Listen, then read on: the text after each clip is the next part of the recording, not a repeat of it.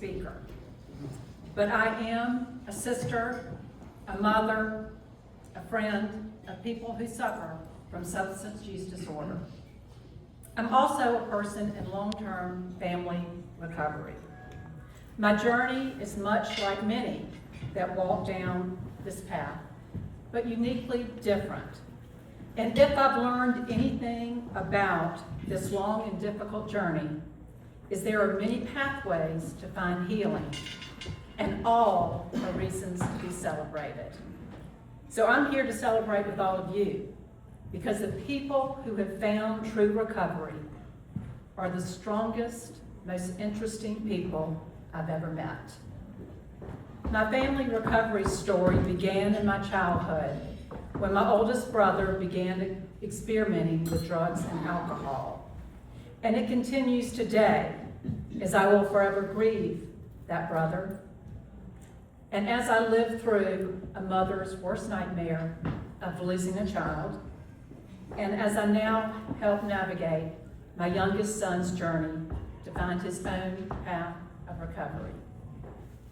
When I became a mother of Lee, my beautiful daughter, and my two sons, Jay and Chambers, which, by the way, is the greatest gift God has ever given me, I swore that I would do anything to prevent my children from following the same destructive path my brother did.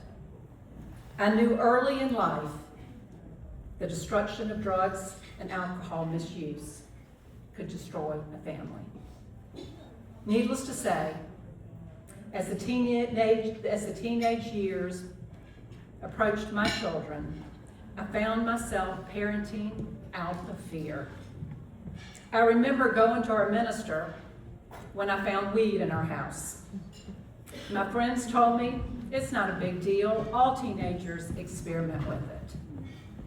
But my minister looked at me and he said, yes, many do believe that it is a gateway, do not believe it is a gateway drug, but I have seen it steal the souls of so many. And that's exactly what it was like. Little by little, my son began to drift away. The things that were important to him, like faith, relationships, family, sports, school, hunting, and fishing, all took a back seat to the substances he found that made him feel better. My Jay was an Eagle Scout. He was probably the best looking guy you would have ever met. He was smart, he was popular, he had great friends. He had a loving family, so of course we felt that he would outgrow that partying stage.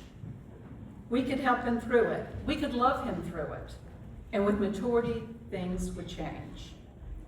But after he graduated from Clemson, the drugs and alcohol use continued, and they continued to get worse. And eventually, he lost a job and a girlfriend. Many would have said he was at his rock bottom. And when he entered his first rehab center, I could see him right now with his big brown eyes looking at me and saying, Mom, of all of my friends, I didn't think it would be me sitting here. Many treatment facilities and sober livings later, he lost his battle at age 32 on November 13, 2020. My biggest fear had become my reality.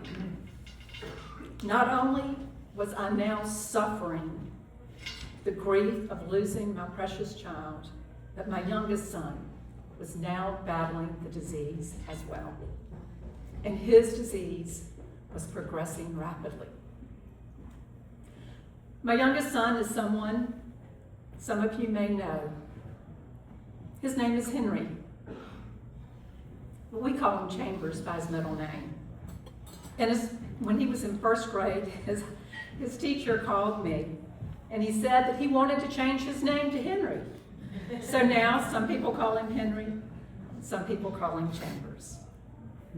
But he arrived at Good Landing that same year, 2020, the day after Christmas. At the time, my husband and I were in extreme grief of our oldest son's death, and were scared to death we would lose another child. I will never forget that call on Christmas Day that Chambers was being transferred to Good Landing. I had never heard of Good Landing, so John Googled it. He called me from the kitchen and he said, "Hey Carol, I think you're gonna really like this place." There on my large computer screen was Trey preaching at Recovery Church. At that point, I was relying solely on God to place Henry in a place where he could heal. I remember the Good Landing COO called me and wanted to know a bit about Henry. I told him that he was an Eagle Scout. He was smart, he was good looking. He was a Division I tennis player. He was a part of the National Guard in South Carolina, that he loved to hunt and he loved to fish. The COO responded, "That sounds like our founder, Trey Lewis." I knew this was going to be a good fit. Now, for those of you that know Henry, he arrived with a headband and sunglasses, and he didn't take them off for many months. He arrived at Good Landing after scaling the walls of the local detox twice. We were told no one had ever done that there. He arrived angry, depressed, defeated, and broken. I traveled most Friday nights down to Good Landing to attend Recovery Church. I watched every single comeback story, dreaming of the day when we would sit in front of that camera and tell our own story.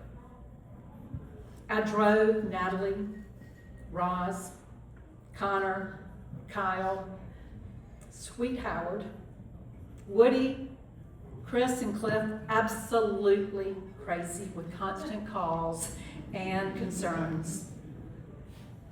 But every single one of them listened and went over and beyond the call of duty to help. That is what makes Good Landing stand out.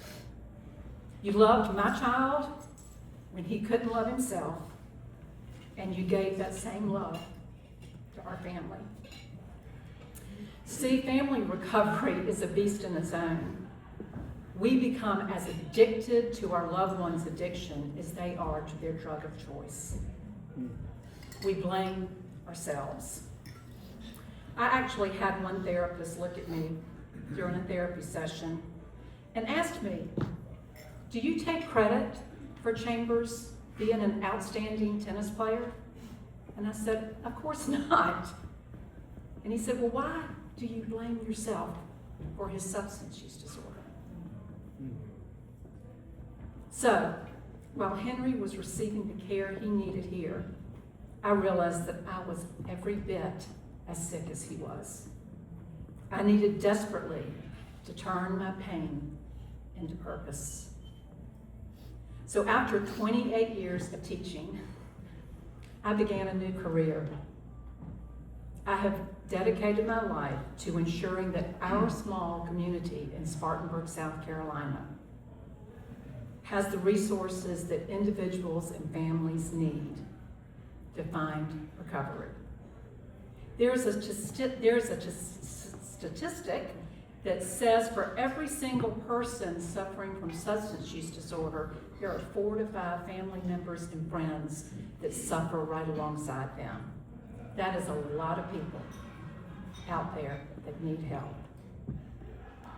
Because of the shame and guilt surrounding the family, we rarely reach out for help. And no one should have to walk this journey alone. So we need to have the resources available to help everyone navigate this family disease. And yes, it is a family disease. I tend to look back and ask and contemplate, What could I have done differently to change the way things have turned out for our family and my children? I find myself reliving moments and feeling the clouds of shame and guilt swallowing me up. There are certainly words and actions, and maybe the lack of the two, that I regret.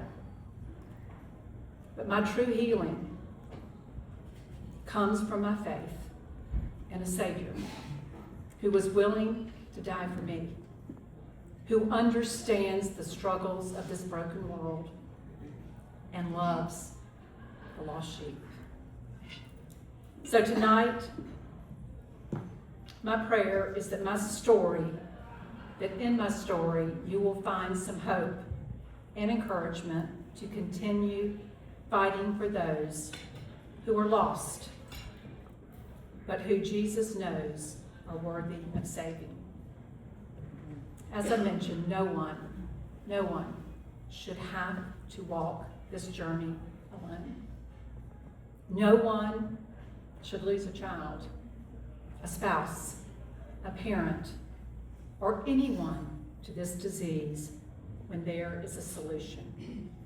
I think I can firmly speak for everyone in this room that we all want to be a part of that solution. So I will close with Romans 13:21. May the great shepherd of the sheep equip you with everything good for doing his will, and may he work in us what is pleasing to him. Thank you so much for letting me be here tonight, and thank you for the love that y'all have given my family.